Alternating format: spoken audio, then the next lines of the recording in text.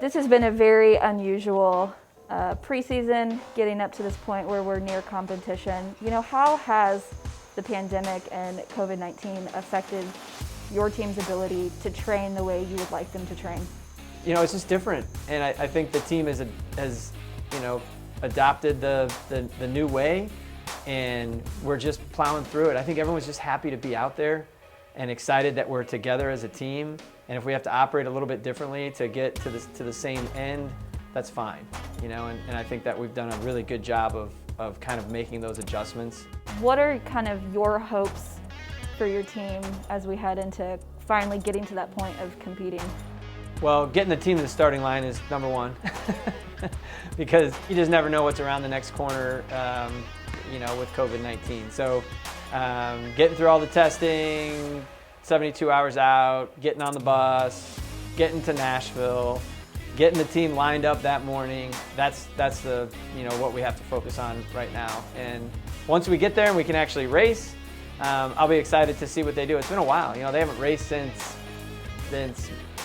late February, I guess, our team. No one's raced anything since late February, which is really unusual for them. So this first meet, we just want to get out there, get a good effort in, see where we're at. How just badly are your athletes just like itching to get that first race under their belts, since it has been since February, since anyone's been able to compete? Oh, they're chomping at the bit. You know, I think there's a lot of excitement.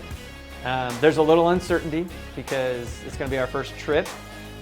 So, you know, the thing that gets lost sometimes in all this is the anxiety that the kids have just based around COVID-19 now, and us as coaches too, you know, because they don't know what's around the next corner either. But I think on the flip side of that, even though there may be some uncertainty, I think there's some excitement, because I think they're just really excited to get out of town and get back into some normal activity.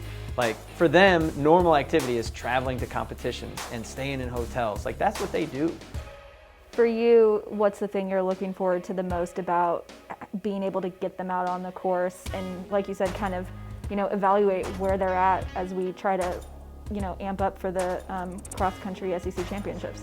Yeah, I think a lot of it is, you know, practicing and training is one thing. Racing flips a whole different switch for a lot of them. So even though that we look really good and as a staff, we're really excited about where we're at, you know, you never know what's going to happen until you flip the switch in competition and see what they do when, you know, they get 4 or 5K into an 8K race. It's hot, and they gotta really buckle down and get to the finish line and compete.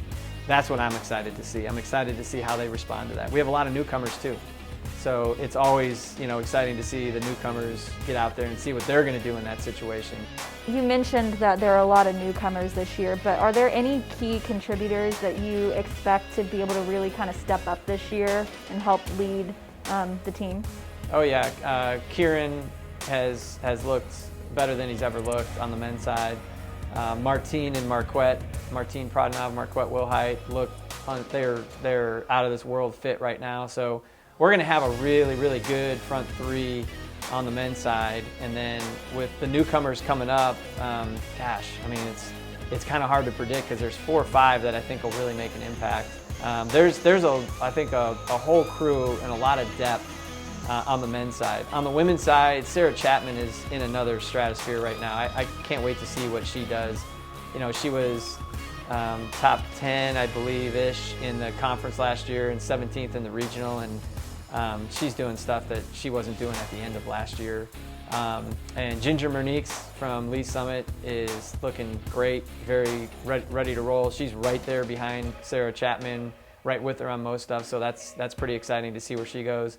Michaela Reed has come back, and she looks really good. You know, excited to see where she ends up. McKenna Revord is our newcomer that's really made an impact, that we think is going to make an impact on our top 5. She's looked really good so far. So yeah, you know, it'll be interesting to see how it all shakes out and how the newcomers play a role. But I think they will all, on both sides, there'll be newcomers in our top 5 for sure.